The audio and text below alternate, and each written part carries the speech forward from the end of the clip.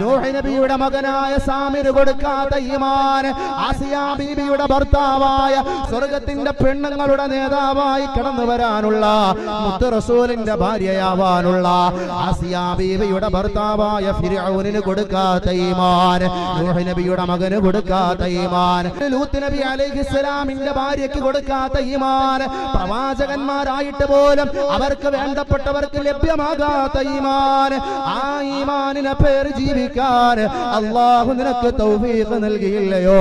ആ നിഅമത്തിനെ നീ മറന്നുപോയോ? ആ നിഅമത്തിനെ നീ മറക്കുകയാണോ? നിങ്ങളുടെ കയ്യിൽ പൈസയില്ലായിരിക്കാം, ഭൂസ്വത്തുക്കളില്ലായിരിക്കാം, ഇതൊന്നുമില്ല എങ്കിലും ഏറ്റവും വലിയ ഈമാൻ എന്ന് പറയുന്ന അനുഗ്രഹം അല്ലാഹു നിന്റെ ശരീരത്തില്, നിന്റെ ആത്മാവില് ചൊരിഞ്ഞില്ലേ ഉമ്മ? ഈമാൻ എന്ന് പറയുന്ന സൗഭാഗ്യം ഇന്നും പേറിക്കൊണ്ട് നീ ജീവിക്കുന്നില്ലയോ?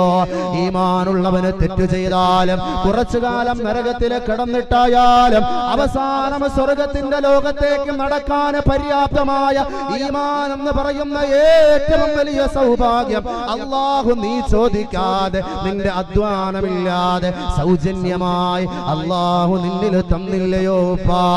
ആ അനുഗ്രഹത്തിനെ നീ മറന്നു പോവുകയാണോ?